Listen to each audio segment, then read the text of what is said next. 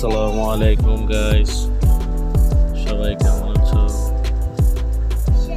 আজকে আমরা পুনরায় গিয়েছিলাম খানপুর বালুর মাঠ।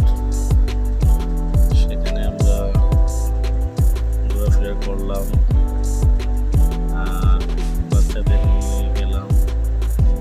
ওরা কেউ চিকেন ফ্রাই খাবে, কেউ ভেজিটেবল খাবে।